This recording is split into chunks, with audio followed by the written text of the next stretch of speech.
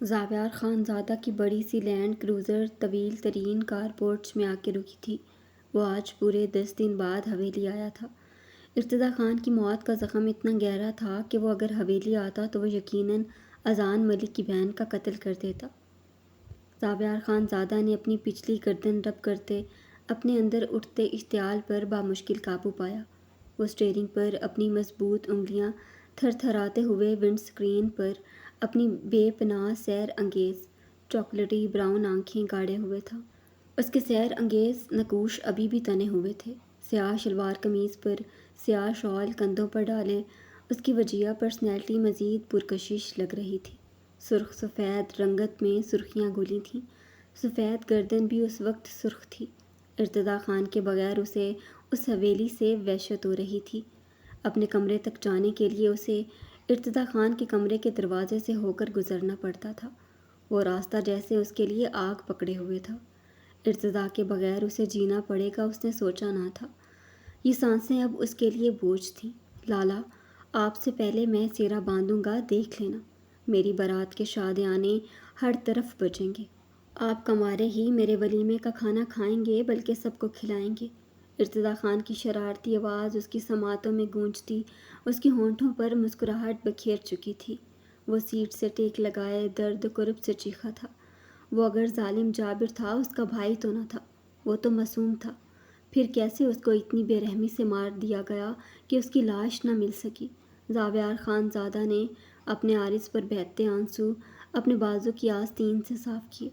وہ زاویار خان زادہ جس نے کبھی بھی کسی کے لیے ایک آنسو نہ بہا تھا۔ ارتضیٰ خان اسے خون کے آنسو رلا چکا تھا۔ اس نے گہرے سانس لیتے اپنی سرخ نمزدہ آنکھیں ونڈ اسکرین سے نظر آتے زنان خانے والے حصے پر جمائیں۔ زاویار خان زادہ کی نم سرخ آنکھوں میں سرخی کی شدت بڑھتی جا رہی تھی۔ وہ اپنی شال کندھوں پر جھٹکتے ہوئے گاڑی سے نکلتا زنان خانے والے حصے میں حویلی میں داخل ہوا۔ پوری حویلی سناٹوں میں ڈوبی ہوئی تھی۔ اس وقت 10 بج رہے تھے۔ سب اپنے اپنے کمروں میں تھے۔ اوائل سردیوں کے دن تھے۔ شدید بارشوں کی وجہ سے قہر برساتی سردی نومبر میں شروع ہو گئی تھی۔ زاویار خان زادہ کے بھاری قدموں کی چاپ زنان خانے کی کچن کی طرف تھی۔ کچن کے دروازے پر اس کے بھاری قدم رکے تھے۔ وہاں اس وقت 3-4 ملازمائیں کھڑی تھیں جن سب کی پشت زاویار خان زادہ کی طرف تھی۔ سنو! زاویار خان زادہ کی بھاری آواز پر کچن میں کھڑا نازک وجود شدت سے لرز اٹھا تھا۔ وہ بری طرح کانپنے لگی تھی۔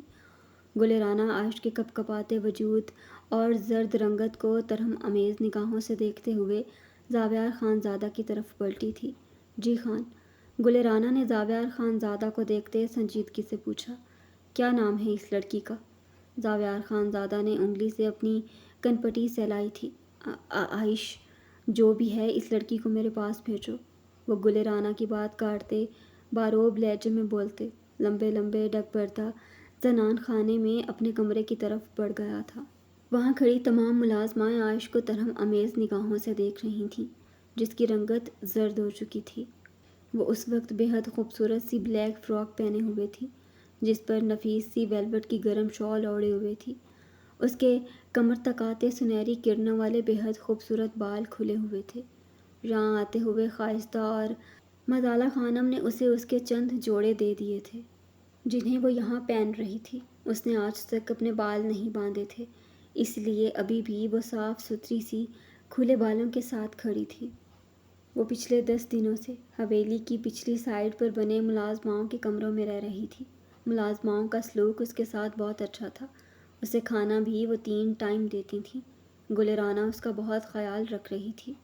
عائش نکاح کی رات پوری رات زنان خانے کے لاؤنج پر زمین پر بیٹھی رہی تھی۔ صبح تبانہ خانم نے اسے ملازماؤں والے حصے میں بھیج دیا تھا۔ اسے سختی سے اپنے سامنے آنے سے منع کیا تھا۔ عائش کو دیکھتے انہیں اپنے جوان بیٹے کی موت یاد آ جاتی تھی جس کی قبر تک نہ تھی، جس کی مٹی کو ہاتھ لگاتے شاید ان کے دل کا درد کم ہو جاتا۔ وہ 10 دن سے ادھر ہی رہ رہی تھی۔ اس نے اس دوران حویلی کا رخ نہیں کیا تھا۔ آج زرقا خانم کے حکم پر وہ ادھر آئی تھی۔ انہوں نے گلرانہ سے اسے کچن کے کاموں پر لگانے کو کہا تھا مگر ملازماؤں نے اسے کوئی کام کرنے نہیں دیا تھا، نہ اسے کوئی کام کرنا آتا تھا۔ وہ صبح سے کچن میں ویسے ہی کھڑی خاموشی سے سب کو کام کرتا دیکھ رہی تھی۔ اب زاویار خان زادہ کے بلاوے پر عائش کا نازک دل خوف سے بری طرح سے لرز رہا تھا۔ گلرانہ کے ساتھ وہ خاموشی سے زاویار خان زادہ کے کمرے کی طرف بڑھ گئی تھی۔ عائش زاویار خان زادہ کے کمرے کا بھاری دروازہ کپ کپاتے ہاتھوں سے کھولتے اندر داخل ہوئی تھی۔ گلرانہ اسے باہر سے چھوڑ کر چلی گئی تھی۔ وہ اس کے بڑے سے عالی شان کمرے میں داخل ہوئی جو زاویار خان زادہ کی طرح ہی بے حد عالی شان اور باروب تھا۔ کمرہ بے حد جدید اور بڑا تھا۔ عائش خوفزدہ نگاہوں سے کمرے کو دیکھ رہی تھی۔ یہ مردانے کے کمرے سے زیادہ بڑا اور بے حد خوبصورت تھا۔ وہ اس وقت کمرے میں نہیں تھا، وہ کانپتے ہوئے کمرے کو دیکھ رہی تھی۔ وہ ڈریسنگ روم سے سفید ٹراؤزر پر بلیک ہاف بازوؤں والی ٹی شرٹ پہنے نکلا۔ عائش لرزتے ہوئے اسی لمحے نگاہیں جھکا گئی تھی۔ دروازے کو لاک کرو، وہ سرد بھاری حکمیہ لہجے میں بولتے بیڈ کی طرف بڑھ گیا تھا۔ عائش نے گہرا سانس لیتے لرزتے قدموں سے دروازے کی جانب بڑھتے دروازہ لاک کیا۔ وہ نظریں جھکائے پلٹی تھی۔ وہ اسے ایک نگاہ دیکھتے پھر سے نگاہیں جھکا گئی تھی۔ وہ کراؤن سے ٹیک لگائے اپنی ٹانگوں پر کمبل ڈالے ہوئے اپنے منہ پر ہاتھ پھیرتے اسے بہت گہری نگاہوں سے دیکھ رہا تھا۔ اس کی گہری نگاہ پر عائش کے قدموں نے زمین پر کھڑے رہنے سے انکار کیا تھا۔ وہ اسے یکدم بہت باروب بہت اونچا لگا تھا۔ اپنا آپ اس کے سامنے بہت حقیر اور چھوٹا سا معلوم ہوا تھا۔ یہ شاید حالات کا اثر تھا۔ کل تک وہ اس کے سامنے نگاہیں اٹھائے اس کی آنکھوں میں آنکھیں ڈالے کھڑی ہوتی تھی، آج وہ نگاہیں جھکائے ہوئے تھی۔ اب سب کچھ بدل گیا تھا، وقت بدل گیا تھا، رشتہ بدل گیا تھا۔ کل تک وہ ملکوں کی بیٹی تھی جس کے پاس پاور تھی، وہ اعتماد تھا جو اس کی زندگی میں آئے ہوئے مردوں نے اسے دیا تھا، اس کی بولڈ سوسائٹی نے دیا تھا۔ کل تک وہ عائش مصطفیٰ ملک تھی، آج وہ عائش زاویار خان زادہ تھی۔ نام بدلنے سے اس کی اوقات بھی بدل گئی تھی۔ اس کی اوقات تو اس کے ساتھ لگے نام کی وجہ سے تھی۔ سامنے بیٹھے طلسماتی نقوش رکھنے والے بے حد باروب انسان کے نام نے اس سے سب کچھ چھین لیا تھا۔ اس کا غرور، تنتنا اور اس کا شاویر ملک بھی چھین لیا تھا۔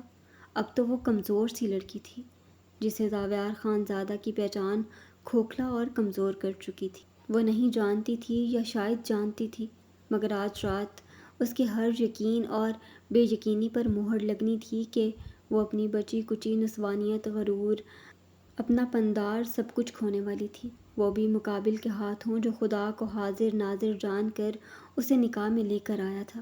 نہیں، وہ اسے لے کر نہیں آیا تھا، بلکہ وہ خود نکاح کرنے آئی تھی۔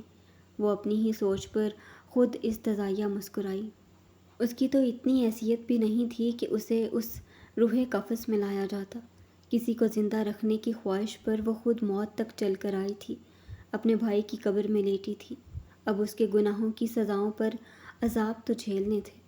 وہ اپنی نیلی بے حد خوبصورت یاسیت بھری نم آنکھیں سامنے بیٹھے بلا کے مغرور سحر انگیز پرسنالٹی والے ظالم جابر انسان پر گاڑے ہوئے تھی۔ اسے خبر ہی نہ ہو سکی تھی ان 10 دنوں میں جس انسان کو سوچتے ہوئے بھی وہ لرز جاتی تھی، وہ کب سے اسے دیکھے جا رہی تھی۔ آگے آؤ، اس کی نیلی نم زدہ نگاہوں کو خود پر گڑے دیکھ کر زاویار خان زادہ نے اسے آگے بڑھنے کا حکم دیا۔ اس کے حکم پر عائش خود کو گھسیٹتے ہوئے آگے بڑھی تھی۔ 4 قدموں کے بعد وہ رک گئی تھی۔ عائش کی نگاہیں پھر سے جھک گئی تھیں۔ زاویار خان زادہ نے گہری استحقاق بھری نگاہ اس کے پورے وجود پر ڈالی۔ وہ بہت بار اس کے سامنے آئی تھی، وہ بے حد خوبصورت تھی۔ وہ جانتا تھا مگر اسے کبھی کسی بھی بری نظر سے نہیں دیکھا تھا، نہ ایک لمحے کے لیے سوچا تھا۔ کیا عمر ہے تمہاری؟ زاویار خان زادہ کے سوال پر اس کی نگاہ پھر سے اٹھی تھی۔ 18 سال، عائش نے بھیگے لہجے میں جواب دیا۔ اس کی کم عمری نے پتہ نہیں کیوں زاویار خان زادہ کو تسکین سی پہنچائی تھی۔ اس کی مردانہ انا اور سینے کی دہکتی آگ پر ٹھنڈے پانی کے چھینٹے سے پڑے تھے۔ کیا کر رہی تھی؟ مطلب کیا بننا چاہتی تھی؟ اس کے دوسرے سوال پر عائش کی آنکھیں شدت سے بھیگی تھیں۔ CSS کر کے اسسٹنٹ کمشنر، اس نے گھٹی گھٹی آواز میں جواب دیا۔ اس کی بھیگی لرزتی آواز زاویار خان زادہ کے لبوں پر محبم سی استزائیہ مسکراہٹ بکھیرتی جا رہی تھی۔ اسسٹنٹ کمشنر بن کر کسے جیل میں ڈالنا تھا؟ زاویار خانزادہ کے اگلے سوال پر اس کی سانسیں رک گئی تھیں۔ دھڑکنوں نے دھڑکنے سے انکار کر دیا تھا۔ زاویار نے اس کی سرخ رنگت کو زرد رنگت میں بدلتے بغور دیکھا تھا۔ اس کی سانسیں رکی ہیں وہ محسوس کر چکا تھا کہ اسے جیل میں ڈالنا تھا۔ زاویار خانزادہ نے سگریٹ جلاتے دوبارہ سے اپنا سوال دہرایا۔ مقابل کی رکتی سانسیں اسے لذت کی انتہا پر لے کر جا رہی تھیں۔ تمہیں، اس نے قرب زدہ ہچکی لی تھی۔ آپ بولو، آپ۔ زاویار خانزادہ سائیڈ ٹیبل سے واز اٹھائے دروازے پر مارتے دھاڑا۔ عائش لبوں پر ہاتھ رکھتے چیخ اٹھی تھی۔ اس کے پیچھے ہی تو دروازہ تھا جہاں وہ واز لگتا ٹوٹ کر فرش پر کانچ کی صورت میں بکھرا تھا۔ وہ بری طرح تھر تھر کانپ رہی تھی۔ وہ خوفزدہ نگاہوں سے فرش پر بکھرے ٹوٹے کانچ کو دیکھ رہی تھی۔ ڈرو مت، اگر یہ تمہیں مارنا ہوتا تو یہ تمہیں ہی لگتا۔ آج تک زاویار خانزادہ کا نشانہ چونکا نہیں ہے۔ یہ تو تمہاری رکی سانسیں واپس لانے کے لیے تھا۔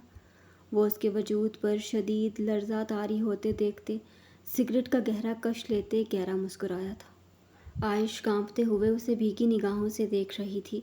اب سے تمہیں اس بات کا خیال رکھنا ہے، تمہاری سانسوں کا مالک زاویار خانزادہ ہے۔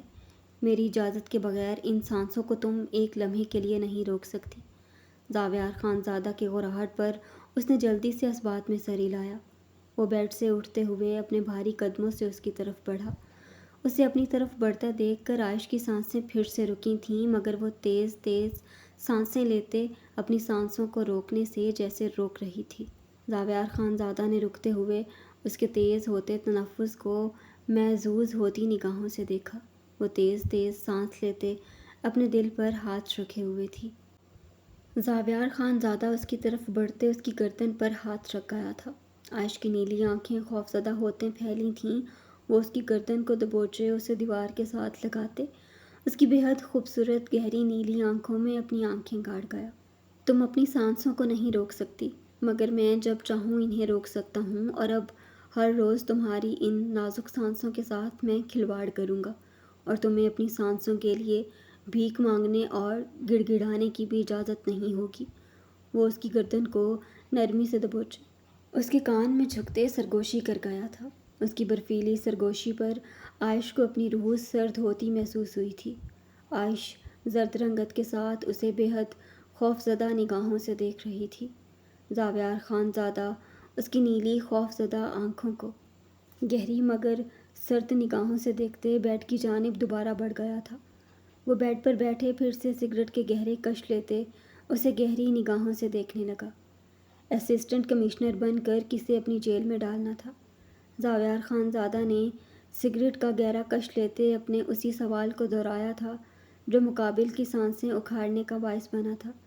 زاویار کے سوال پر عائش نے بے بسی سے اسے روتے ہوئے دیکھا تھا۔ زاویار کی سرد نگاہ پر وہ نظریں جھکا گئی تھی۔ مجھے اپنی بات اور سوال دہرانے کی عادت نہیں ہے۔ وہ اس کی جھکی نگاہیں دیکھتے گھرایا۔ آپ کو اپنی جیل میں ڈالنا تھا۔ عائش نے نگاہیں جھکاتے ہوئے ہچکی لی تھی۔ عائش کے جواب پر زاویار خانزادہ کا بلند و باک کینکا گونجا تھا۔ عائش کی ہچکیوں میں اضافہ ہوا تھا۔ That's great. وہ سگریٹ کے گہرے کش لیتے ہنسا تھا۔ جو تمہارا مقام ہے وہ تمہیں پتہ تو چل گیا ہوگا۔ زاویار خانزادہ نے اس کے بیتھتے آنسوؤں کو سلگتی نگاہوں سے دیکھا تھا۔ عائش نے ہچکی لیتے اس بات میں سر ہلایا۔ میرے سوال کا جواب آئندہ تم زبان سے دو گی جو ضرورت سے زیادہ چلتی ہے۔ وہ لفظ چباتے غرایا۔ جی۔ عائش نے نظریں جھکائے کہا۔ اس کی جی پر زاویار خانزادہ کے لبوں پر استزائیہ مسکراہٹ بکھری تھی۔ آئندہ تمہاری ان نیلی آنکھوں میں میرے سامنے آنسو نہیں بہیں گے۔ جی۔ وہ اس کی بات پر جلدی سے اپنی نیلی آنکھوں سے بہتے آنسو اپنی ہتھیلیوں سے رگڑ گئی تھی۔ وہ اس کی تابع داری پر سگریٹ کا گہرا کش لیتے مسکرایا تھا۔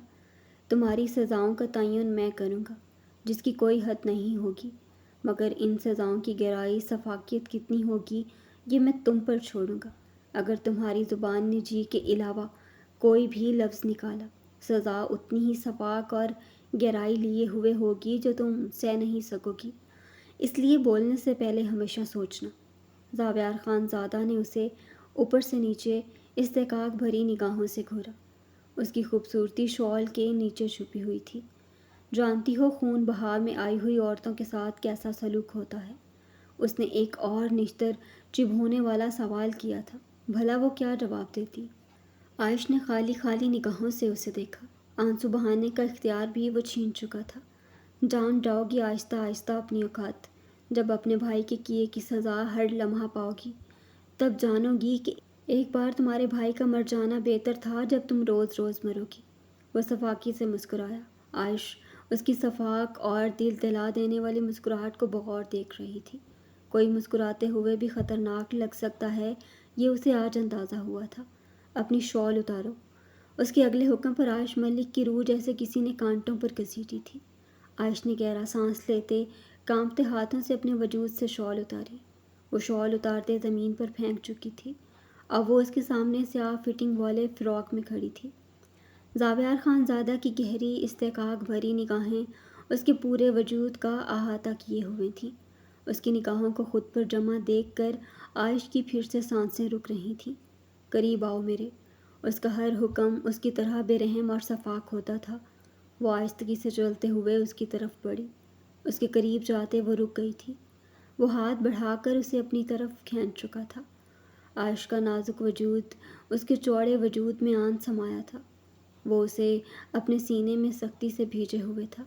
عائش کی دھڑکنیں زاویار خان زادہ کے سینے میں شدت سے بج رہی تھیں۔ اس کا نازک وجود سوکھے پتے کی مانند کانپ رہا تھا۔ وہ اس کا کپکپانا محسوس کرتے، اسے تکیے پر بے حد نرمی سے لٹاتے اس پر مکمل طور پر حاوی ہوا۔ اب اس کا نازک وجود مقابل کے چٹانی وجود کے نیچے دبا ہوا تھا۔ وہ اپنا پورا وجود اس پر بہت بے رحمی سے ڈالے، جیسے اس کے سانسیں اکھڑنے کا مزہ لے رہا تھا۔ زاویار خان زادہ نے اس پر جھکتے بے حد نرمی سے اس کے خوبصورت نقوش پر انگلیاں پھیریں۔ عائش ملک کی نیلی آنکھوں کی سراسمگی بڑھتی جا رہی تھی۔ سرخ رنگت زرد ہونے لگی تھی۔ شرما رہی ہو یا ڈر رہی ہو؟ زاویار خان زادہ نے جھکتے ہوئے اس کی گردن پر بے حد نرمی سے اپنے دہکتے لب رکھے تھے۔ اس کے نرم لمس پر عائش کی سانسیں مزید رکی تھیں۔ اس کا نرم لمس اس کی جان لبوں پر سجا رہا تھا۔ وہ ظالم جابر اپنی مسکراہٹ سے دل پہلو سے نکال لینے والا انسان کا لمس کبھی اتنا نرم نہیں ہو سکتا تھا۔ اگر وہ نرم تھا بھی تو وہ کبھی اس کے لیے نہیں ہو سکتا تھا۔ شرما رہی ہو یا ڈر رہی ہو؟ وہ اس کی آنکھوں میں دیکھتے اپنا سوال دہراتے غرایا۔ ڈر رہی ہوں۔ عائش کے کپکپاتے لبوں نے ٹوٹے لفظوں سے جنبش کی۔ وہ عائش کے جواب پر کہکا لگا گیا۔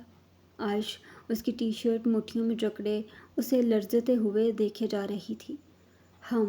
ڈر ہی رہی ہوگی، مجھے یقین ہے۔ شرم کیا ہے تمہیں کیا پتہ؟ وہ استدعائیہ مسکراتے ہوئے اس کے کپکپاتے وجود کو اپنے اوپر کر گیا تھا۔ وہ اس کی نازک کمر کو جکڑے ہوئے اسے خود میں قید کیے ہوئے تھا۔ عائش اس کی شرٹ کو مٹھیوں میں جکڑے اس کے ساتھ لپٹے ہوئے تھی۔ عائش کے کپکپاتے لب اس کی ٹھوڑی کو چھو رہے تھے۔ چلو میں تمہیں کچھ دکھاتا ہوں، جب تم وہ دیکھو گی تو تھوڑی بہت تم میں شرم ہوگی وہ بھی اتر جائے گی۔ زاویار خان زادہ نے اسے ایک نظر دیکھتے سائڈ ٹیبل سے اپنا موبائل اٹھایا، اسے آن کیے عائش کو تھمایا تھا۔ عائش نے وہ موبائل پکڑتے اسے سوالیہ خوف زدہ نگاہوں سے دیکھا۔ دیکھو، اس نے مسکراتے ہوئے اپنے موبائل کی طرف اشارہ کیا۔ عائش نے گہرا سانس لیتے موبائل اسکرین کی طرف دیکھا۔ اس کی نیلی آنکھیں مزید خوف زدہ ہوتے پھیلی تھیں۔ موبائل اسکرین پر داور خان کی مہندی کے فنکشن کی ویڈیو چل رہی تھی، جس میں وہ بہت سے مردوں کے درمیان گرین اینڈ بلو کلر کی فراک پہنے کھڑی تھی۔ جب وہ وہاں آئی تھی بہت سے مرد اسے رقاصہ سمجھ کر اس کی طرف بڑھے تھے۔ داور خان نے پسٹل سے ہوائی فائرنگ کرتے انہیں آگے بڑھنے سے روکا تھا۔ اس دن اس کے ایکٹ کا ایک ایک لمحہ کیپچر کیا گیا تھا۔ وہ اس کے سینے پر لیٹے کانپتے ہوئے ایک ہاتھ میں موبائل پکڑے وہ سب دیکھ رہی تھی۔ اس ویڈیو کا والیوم میوٹ تھا۔ اب اس ویڈیو میں وہ ارتضیٰ خان کو تھپڑ مار رہی تھی۔ عائش کے بدن پر اتنی بری طرح لرزہ طاری ہوا تھا کہ زاویار خان زادہ نہ چاہتے ہوئے بھی مزید سختی سے اس کی کمر کو جکڑ گیا تھا۔ عائش اپنی بھیگی نیلی آنکھوں کو چپکتے ہوئے اپنے آنسوؤں کو روکنے کی ناکام سعی کر رہی تھی۔ آنسو بل بل عارض پر بہنے کو تیار تھے۔ اس ویڈیو کے ہر منظر میں اس کے خوبصورت بدن کا ہر خطوط واضح ہو رہا تھا۔ اب وہ اس ویڈیو میں ارتضیٰ خان پر پسٹل تانے ہوئے تھی۔ عائش کے کپکپاتے ہاتھوں سے موبائل اس کے چٹانی سینے پر گر گیا تھا۔ وہ لرزتے ہوئے زاویار خان زادہ کے چٹانی سینے میں سمائے گہرے سانس لینے لگی۔ اس کی خوفزدہ سانسیں زاویار خان زادہ کی سرخ گردن پر بکھر رہی تھیں۔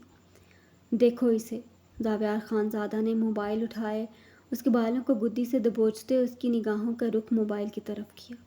ویڈیو میں داور خان اس کا ہاتھ پکڑے اسے گھسیٹتے ہوئے اب اندر کی جانب لے جا رہا تھا۔ زاویار خان زادہ کی آنکھوں کی سرخی بڑھتی جا رہی تھی۔ وہ موبائل زمین پر پوری قوت سے مارتے اس کے بالوں کو گدی سے بے دردی سے دبوچتے ہوئے اس کا چہرہ اپنے مقابل کر گیا تھا۔ عائش لرزتے ہوئے اس کی سرخ آنکھوں میں دیکھتے اس بار اپنی نیلی آنکھوں کو بہنے سے روک نہ سکی تھی۔ میرے نکاح میں آنے والی عورت کو میرے علاقے کا ہر کتا بلا دیکھ چکا ہے۔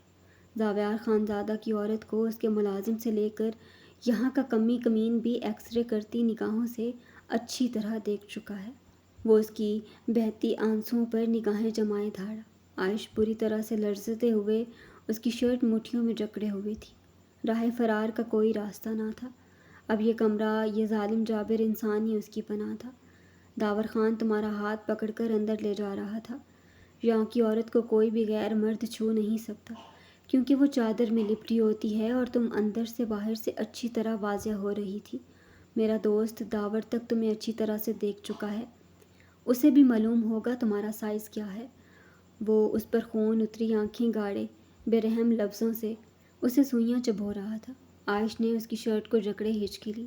تم جیسی بے شرم، بد لحاظ، بدتمیز عورت جسے اپنی عزت کی رتی برابر پرواہ نہ ہو، اسے نکاح میں لینے کا میں مر کے بھی نہیں سوچ سکتا، مگر مجھے مجبور کر دیا گیا تھا۔ اب اس مجبوری کی سزا تم پل پل بھگتو گی۔ وہ اس کے بالوں کو بے دردی سے جکڑے چیختے ہوئے کروٹ بدلتے اسے نیچے کر گیا تھا۔ آج تمہاری چیخیں بند کمرے میں اچھی طرح گھونٹوں گا۔ چیخ چیخ کر بولو زاویار خان زادہ بغیرت ظالم جابر ہے، جس طرح اس دن بھرے مجمع میں چیخ چیخ کر کہہ رہی تھی۔ وہ اس کا جبڑا دبوچے دھاڑا تھا۔ عائش نے درد سے کراتے ہوئے اس سے اپنا جبڑا چھڑوانے کی کوشش کی۔ اس کی سخت مضبوط کھردری انگلیاں اس کے گالوں میں دھنستی جا رہی تھیں۔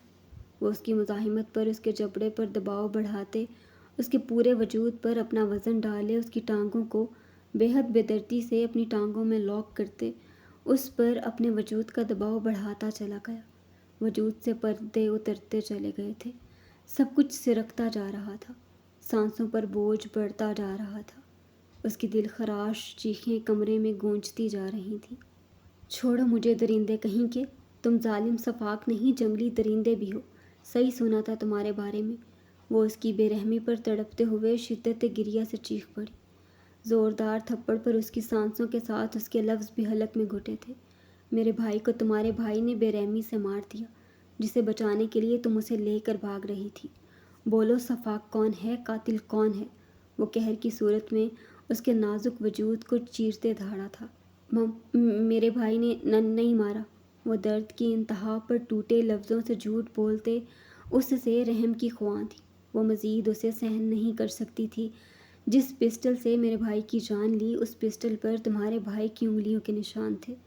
وہ اس کا دوسرا گال بھی اپنے بھاری ہاتھ سے داغے چیخا تھا۔ عائش کی زبان ان تھپڑوں پر سلب ہو چکی تھی۔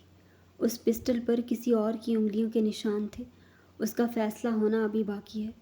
اگر وہ انگلیوں کے نشان تمہارے ہوئے، میں تمہارا اس سے بھی برا حال کروں گا۔ وہ مزید صفاقی سے اس میں سماتے اپنا قہر ڈھانے لگا۔ وہ گھٹی گھٹی سسکیاں لیتے اپنے ہوش کھو رہی تھی۔ زاویار خان زادہ کا قہر وقت کے ساتھ بڑھتا جا رہا تھا۔